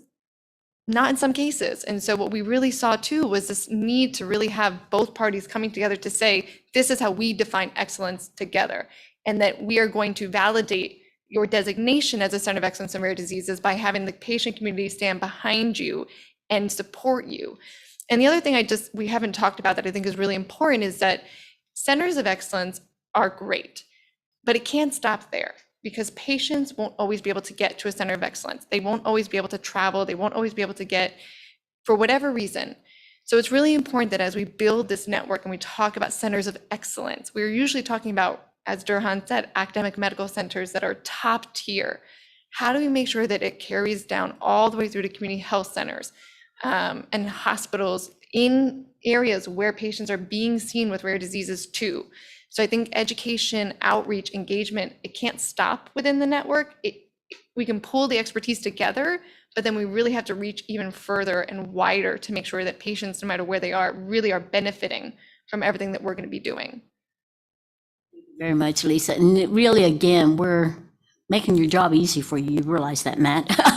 No, it's actually amazing because there are so many models out there. And we certainly in Canada are going to be standing on the shoulders of NORD and the European Reference Network, both of which have come to Canada to help us in terms of getting started. So I think it's really important. Of course, Matt himself is, coming over and helping us recognize. I think having the WHO, having that global, network really is going to, I think, as you're saying, Pierre, help us bring people together. I may have time for one question. Is there somebody in the audience who has a question they would like to ask either everybody or somebody on this panel? This is your opportunity. All right, we got a hand there. And could you introduce yourself as well, please? Sure. My name is Doris Molel. I run an NGO that supports premature babies in Tanzania. I'm grateful to be here. One of the key things that we are looking up to also is to understanding that most of also premature babies do get has a chance of having a problem of rare disease. But to what extent is this alliance going to help us, especially in East Africa, to create safe spaces on understanding on how to take care of babies who get such kind of a condition? That's number one. Number two, how also is the alliance planning to support member states, meaning the countries, to create family-friendly policies that will guide them on how best they can live us on a how do I best say, on a space where mental health really is not tackling their everyday life. Why do I say this? I say this because where I come from, parents with such kind of kids do tend to hide them. So if they hide them, nobody know what are the conditions. That means you're limiting the rights of the baby to grow, thrive. Some fathers and mothers do take them to just a neglected rehabilitation center. And actually in our country, we have just very few rehabilitation centers. I think also one of the key things that maybe it can be of a help is to continue advocating and advising the member states to continue putting the best care for these kids. I'm saying this because just a few weeks before I came to WHO meeting, I visited a rehabilitation center where I found all kids who are there are going through rare disease, and most of the parents are not going to see them. Most of parents have just neglected them. So kids are diminishing. They're actually neglected from the society simply because of cultural values and whatsoever that most parents are going through. So I believe through the alliance, there's so much you guys can do. Thank you very much. I truly appreciate it. Well, thank you for a very, very challenging question, and certainly a description of the amazing work that you're doing there in Tanzania. Also points to a really important issue, and that is, we say operational description of rare diseases, but even within that operational description, there are people that may be a bit on the fringes. So who would like to at least start with an answer here, because we don't have a lot of time, but Gareth, yes, always. Listen, I just think these are such crucial points, and I think there are. This is where we're going to have to harmonise as a global community and learn from communities like yours and like our own, and because stigma is such a huge issue. And you would have seen on the slides that one of those 4 domains was really about stigma. And I think unless and until we address these cultural issues, and of which stigma is certainly mediated by culture, we can't scale. So what I'm really looking forward to through this global network is how we come together to deliver that culturally safe and responsive care. How do we address these barriers around stigma? What are the commonalities across the globe around stigma, and what are the differences? And so I can only support your comments, echo the previous focus that was nominated through one of the slides on and stigma more broadly, culturally appropriate care.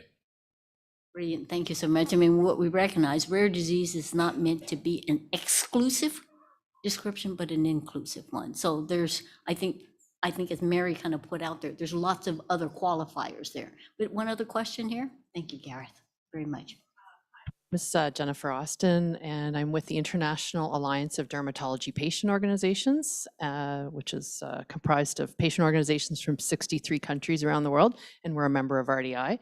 And I would just, first of all, like to say the stigma of the diseases that we represent are huge, and I can certainly relate to what you were speaking about in Tanzania from the perspective of the patient organizations we work with. The question that I have, and I would just compliment you on an amazing program, and everything that you've presented is just so well thought out and strategic. But at the end of the day, what would success look like to you by, say, 2030? What is the patient experience? What is it like to be living with a rare disease if you're able to achieve all of the objectives that you've talked about today? I think, Matt, you might want to give an overview, but I think he said at the beginning, right? And I think we've all been saying it, that at the end of the day, and it may not take until 2030, that we want every patient who actually has a rare disorder, undiagnosed with a potential rare disorder, may in fact be on those fringes of what I think our colleague from Tanzania was talking about, would have access to a diagnosis if there's one available, get access to the right kind of care, and certainly beyond that, right, getting linked to the treatment. And I think we can only do that from what we've talked about today under that kind of a global network. But we know that's what you folks are doing as well. And kudos to your network for bringing together not only the patient community, but also a multi-stakeholder community, because that's what we need at the end of the day. So really great work that you guys are doing as well. I think we're going to have to close it from there because we do have a couple of really just closing comments. I'd like to invite Mr. Martin Seychelles. Well, first of all, let me thank the panel. For goodness sakes, thank you.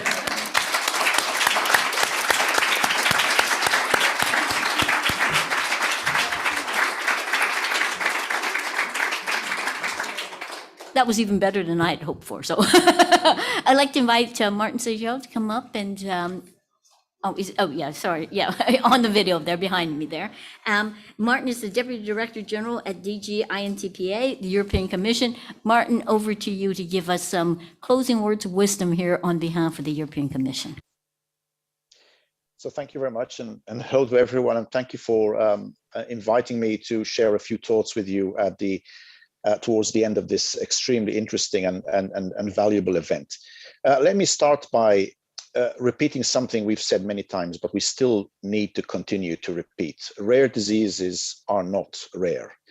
The individual diseases are rare, but taken all together, the 6,000 to 8,000 diseases affect perhaps more than 300 million people, certainly maybe even more.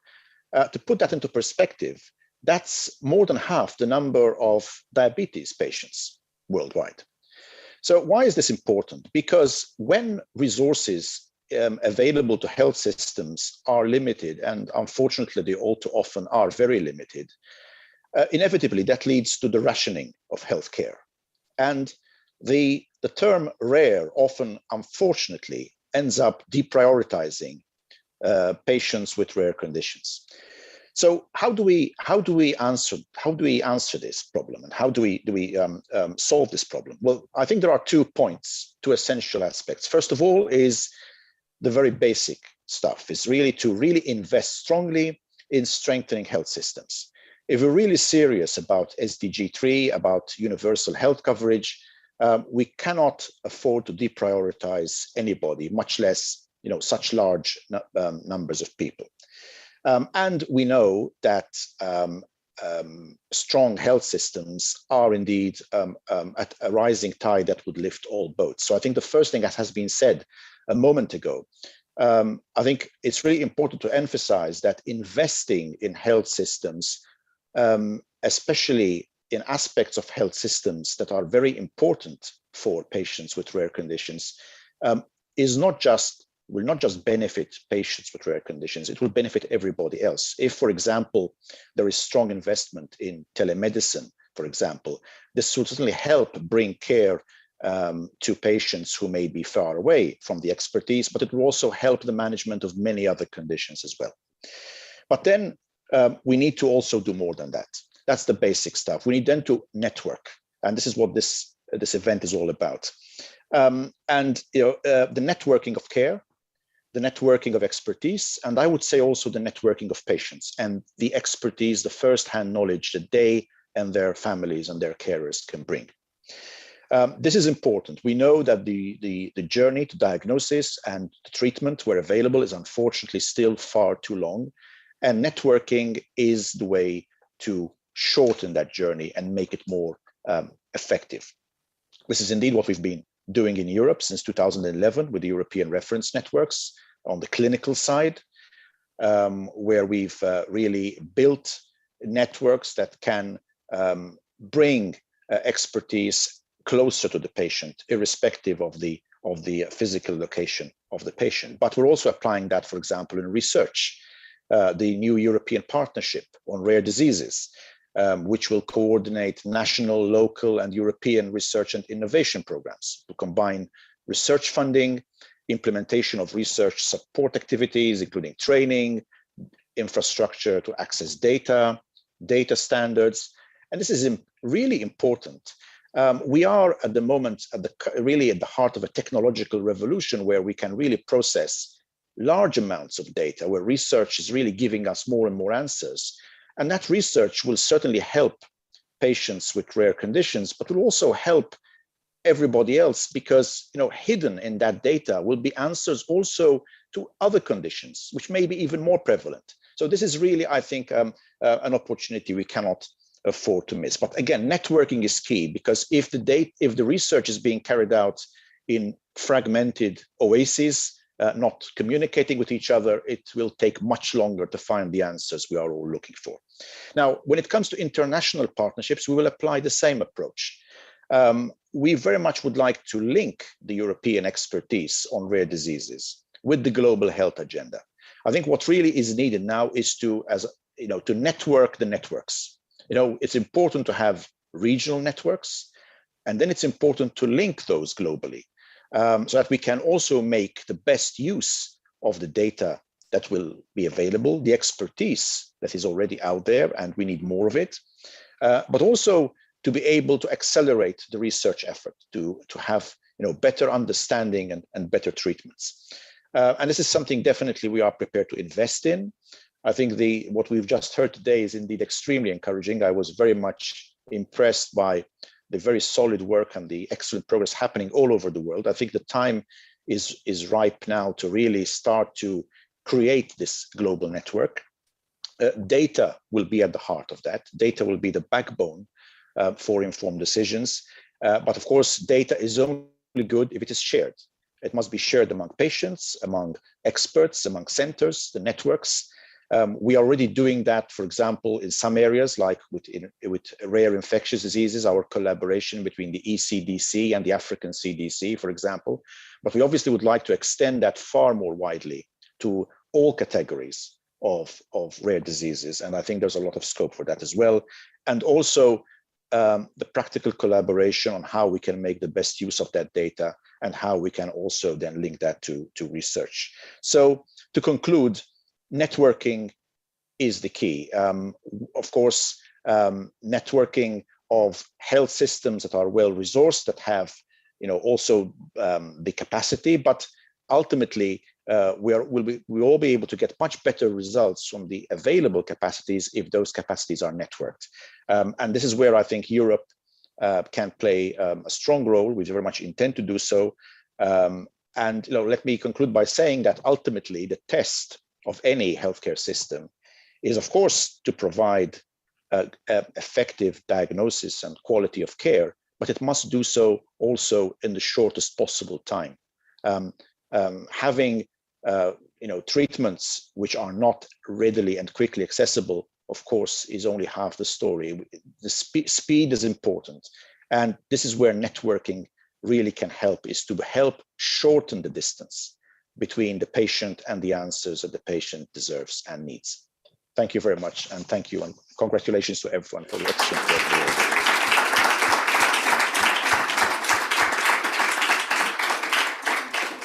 Huge thanks, as always, to Martin for his ongoing support, and certainly the European Commission. Now we're going to close out the programs altogether fitting in terms of our closing speaker. I mean, we've heard, that it takes a whole community to do this. It's a global community. We've heard all the experts and Louise and Matt and all the consultations being done and the hundreds and maybe thousands of people that participated so far. But if we were to get right down to it, as somebody said earlier, it takes individuals. It takes those kinds of leading lights in order to make it happen. And there is nobody that we are more obliged to that has been more of that visionary and a leading light than the person who's going to close this program. I think we all know who we're talking about. Jan, come. Thank you, Duran. And on my notes, I have what you just said. At the end, it goes to the individuals. To That the you're the actions. leading light? Yeah, exactly. We know why we work together. I don't know if I will be closing. In fact, I think I want more to invite you to open the discussion and to look further. I think when I look at you, I just smile at your eyes, that there is a sense of pride of the journey so far, of where we are. Now, we're all here to create the real change we want to see for the people. So we cannot really be complacent with ourselves, none of us. So what we need to define now is where we go with that. How do we accelerate? Because our duty, what you're doing, our commitments, our values, our vision, our shared vision, take us to move faster and forwards. To do that, we cannot leave it to random or to chance. I think you heard us saying that already in other contexts, in Europe or the US. I'm always worried when we say, oh, it's great, we just create the dynamic and it works. I don't know if you practice gardening, but if you want tomatoes or if you want roses of a certain color, you know what you're planting. You decide and you design your garden to get what you want. So here's what we're doing too. We're designing this future. And what we heard today from the different colleagues and speakers, there is a design and there is a base. Often we're being pushed back because what we're saying or the reality that we're coming with is too complex. Huge needs, 6,000 rare disease. How do you do that? The world, you're too ambitious. Yes, exactly. That's the point. Is that we are able as a community to think complexity in a more simple way. We're able to simplify it into workable solution. And I loved what you said. In fact, it's not the goal that we want. It's an operational approach which fits for purpose. That's exactly what we're trying to design as much as possible in order to create the change we want really to see. Now, when I look back at the journey, I think we can be proud of something, is that we are not invisible anymore. There is not the same indifference as even a few years ago. You remember, first time we walked in this WHO office, these were our first words at 8 a.m. in the morning with Paloma was here. And what we said was, if you're serious about leaving no one behind in your future agenda, you cannot leave out 200 million people and be indifferent, because that's what you're doing. So if you leave that door in 10 minutes, as you just announced, you're just trashing us in the bin, right? So what's the strategy here? So that has changed. And what has changed is because we have addressed the international community, which is embedded into the UN system. And yes, UN system is blah, blah. Yes, UN system is systems. But being at the root of the system, including the rare disease within the political declaration of WHC, it's a big step which will have an impact over the next 20 years. Having the UN resolution is also huge, and having in the UN resolution the language, as it was shown on the slide just before, of bringing together expertise, of the needs of centers of expertise, on the need of global networking. These are words which are transforming the system and which are serving the people at the end. And our work is to work on the words to change the system. The we heard WHA. So the UN resolution has much more than health. In the coming years, we will have already next year, in October, November, a second discussion of the UN resolution in the General Assembly of the UN. I don't know if you realized that when it was adopted, but it's coming already next year. We'll speak more about disability, more about social integration. We'll try to reinforce the text as we can. But health is here. And here, we need to become much more operational. We need to get WHO to do more. So what we want to do as a next step, I don't know if we will succeed, but we can always try, is to have a WHO resolution by 2024. That's the goal. That then will build on what you heard today. We will build on the framework of description of rare diseases.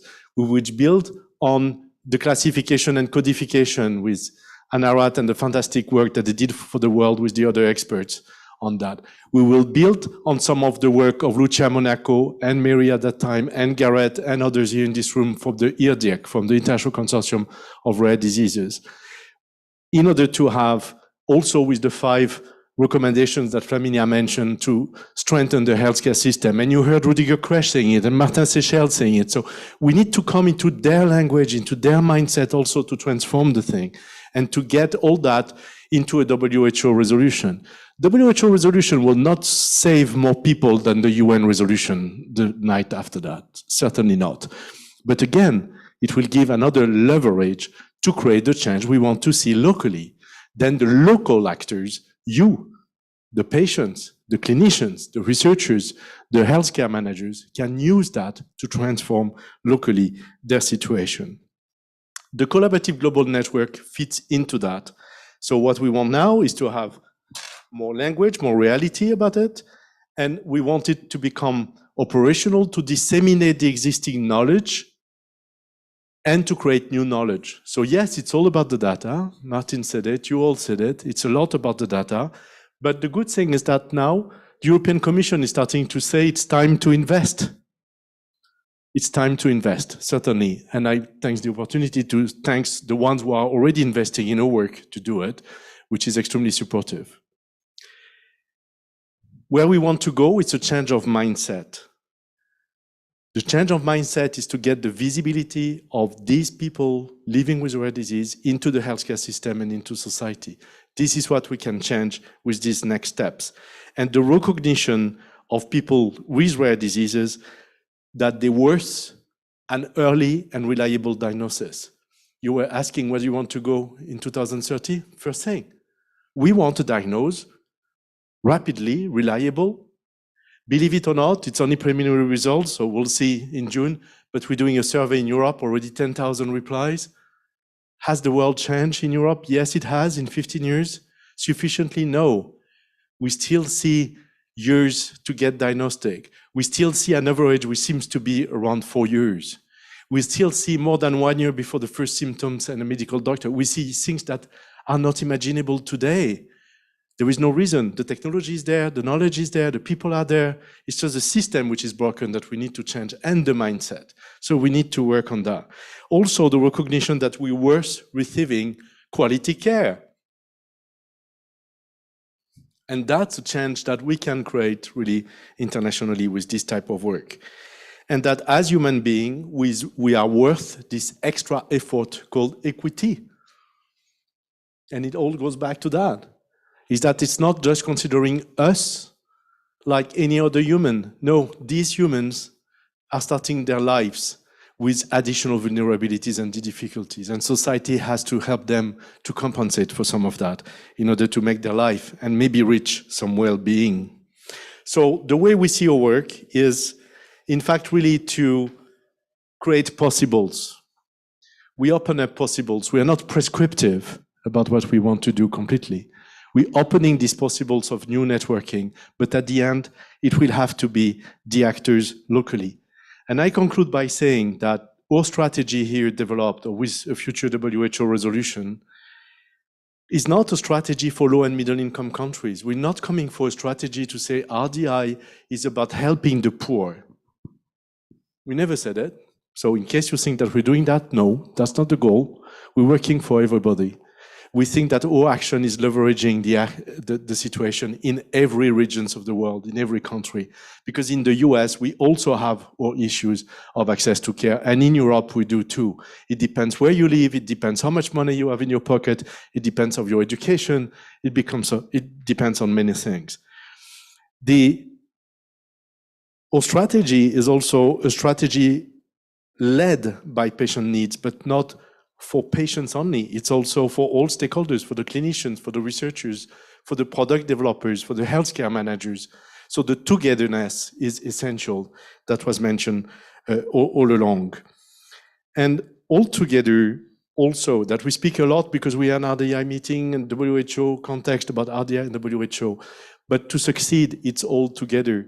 It's all together with IRDIRC, with Orphanet, maybe tomorrow with IFPMA, if they can get their act together as an industry at the global level. Maybe together with the Global Commission on Diagnostic, if they are able to restart a bit more. I'm the co-chair, but it's a bit slow. I'd like it to be a bit more dynamic.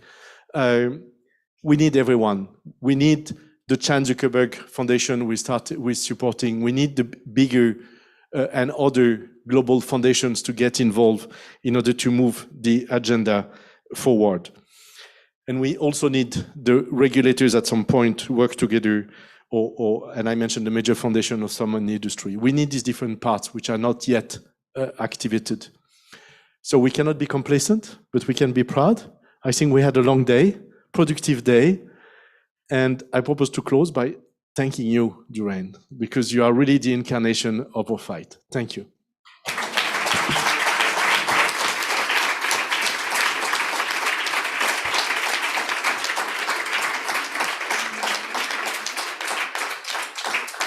Thank you very, very much, Jan. That was a brilliant close to this very, very important historic gathering.